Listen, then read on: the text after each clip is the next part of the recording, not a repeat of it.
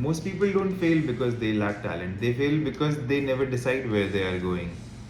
Annual goals or any kind of goals help you understand the direction of your life and where you are going in life. They give you a sense of clarity and the direction in life, and they also increase your confidence in your day-to-day life while you interact with people. So without any further delay, let's try to understand how to create your goals. It could be annual or weekly or monthly or even your whole life's vision, which will be ever changing. You will achieve few and then you will change the direction based on whatever you have achieved and based on the feedback that you have received from this whole journey till date, and create your path. Let's dive deep into it. Hello everyone, let's try to dive deep into our personalized goal plan for a particular year. So how do you actually go about creating your annual goal? Um, there are two major aspects for creating your annual goal plan. First is hurdles, all the hurdles that you're facing in your life. It could be in your personal life, professional life, physical health, mental health, and the other one is identity and vision, that whatever you want to become. And why do we have it in this way? Why are we talking about hurdles and identity vision? So hurdles are something that are actually going to stop you from achieving something or even help you achieve something. Identity vision is something that you want to achieve.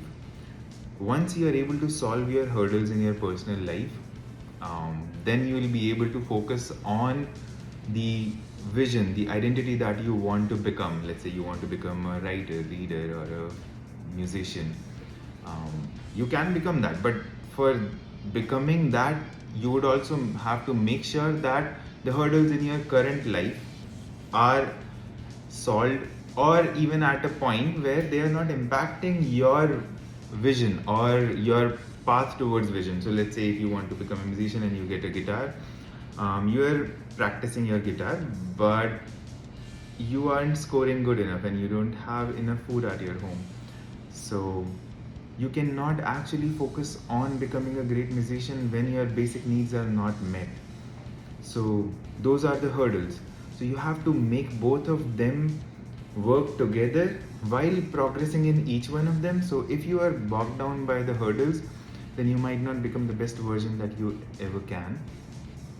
Or if you're just focusing on the vision that you want to become and not the hurdles, then ultimately that vision, you might have to drop that vision. You might not be able to put maximum into that vision because your basic needs are not met, or even those hurdles are stopping you from achieving something. So that's why we have these two zones, hurdles and identity vision. Let's go dive deep into hurdles. So what are these hurdles? Hurdles are daily life problems. What are the problems that I am facing on a daily basis? Let's say you got a knee surgery done and you are doing a rehab. You need to progress in that zone because that is your physical health. That is pretty important. So for you it is important to get back to your life, even though you have a certain vision, which is becoming a writer or reader. This is just an example. You can have your own vision. You can do whatever, write whatever vision you want to be. This is just an example. Now let's say you got your knee surgery done for some reason and now you have to get back to previous physical health. So that is one of the hurdle. You might not be able to focus on your vision if you have a knee problem, because internally, mentally, you might feel that I'm lacking somewhere. So that might stop you. And there are some, you might have a profession or you might be a student. You might want to improve certain skills in that domain because you would want to progress in your career as well, whatever you are pursuing. Then if you are a software engineer, then you want to improve your system design skills. This is just an example. Then there might be some mental health needs for you. You might want to have deeper intellectual connections with people. That would improve your mental health and also the relationships. So if you enjoy deeper connections, then you would enjoy the company of people who are close to you, and also at an intellectual level that you are, and you are able to talk to them on topics that excite both of you.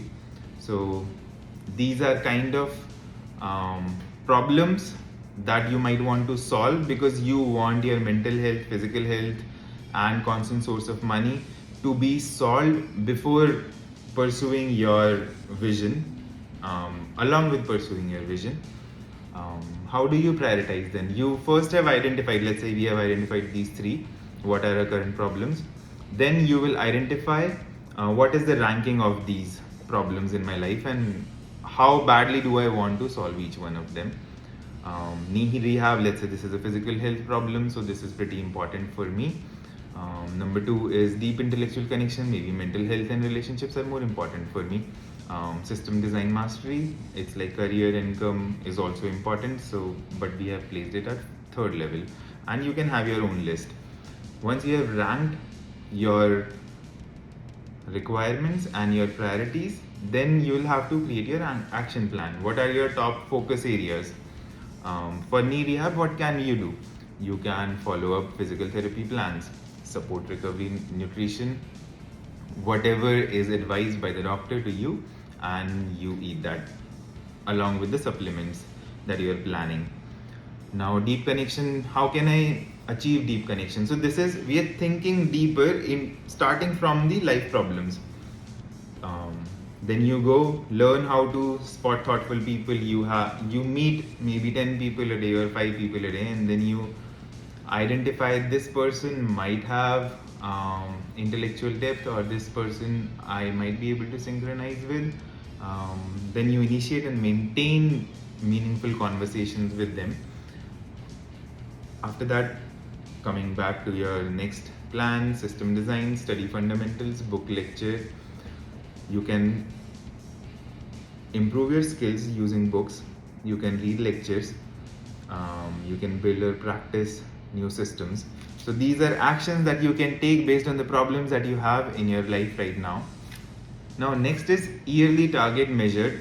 Now you'll have to plan for the whole year. So this whole goal setting is happening for you to have a vision of what you want to achieve this year. So this might look measurable and might look quantitative, but this is more of a vision of what you want to achieve, and you can change this over period of time. If you are in the mid year and then you identify, okay, I am good with my knee surgery thing and I am back to normal, I don't want too many rehab sessions now, I can now focus on building muscles, I can focus on building abs, or maybe any kind of dream figure that I have. So we can change that, but this is more of a vision. Then you now rank all of these, follow your meal plan, read 4 books on understanding people or communication. I want to understand how does the other person feel when I'm talking to them, and what are the traits that they are having while I talk to them. So that's one thing you might want to learn about, because that will give you real-time feedback if you're able to understand how people react to what you are saying and how is it actually impacting them. Are they liking it, disliking it, what are they thinking? I know it is difficult, but it can be achieved. In that way, you'll be able to identify the people who are resonating with you, and hence you'll be able to identify people who are at that intellectual level and are interested in having a conversation on the topics that you actually want to pursue or you are deeply interested in. Then system design, this is rank lowest, so hence its ranking is 5. You might read 2 books. So this is a quantitative measure. I'll read 2 books and 10 lectures, and I'll create 5 mini projects this year. So we have created 5 goals based on the hurdles of my life right now. Now these are the hurdles. Now coming back to the identity vision, who I am becoming, what I want to become. Let's say I want to become an ideal writer. I want to become a writer and reader, at the same time. So, what are the traits of a writer or a reader?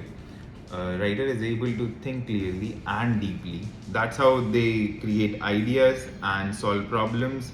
Um, Let it be fiction writer, non-fiction writer. They go deep into a particular idea and design their own thoughts, find solutions to problems and put them into words. Same goes for non-fiction writers.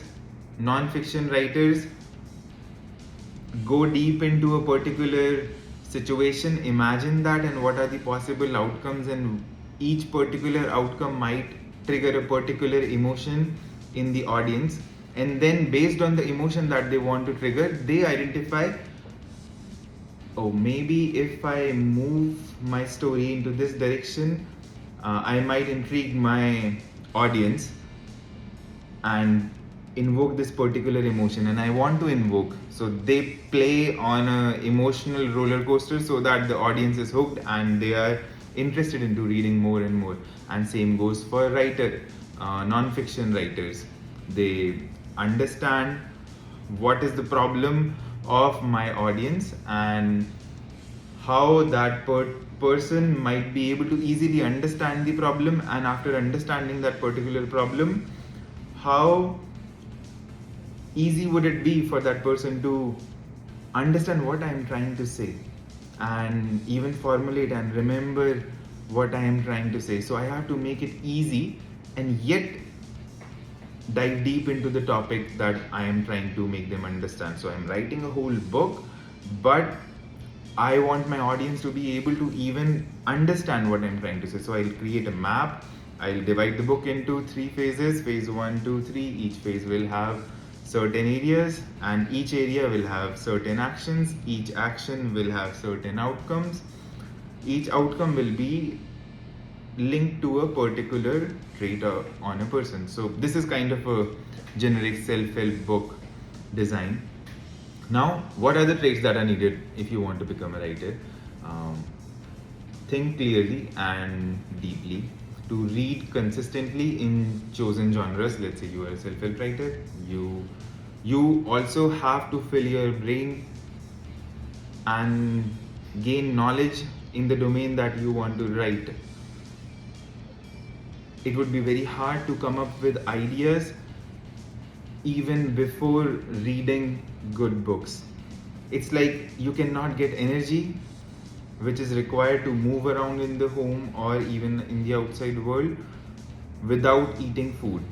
So reading is kind of eating, and then you write. Daily writing is kind of using that energy and walking outside in the world.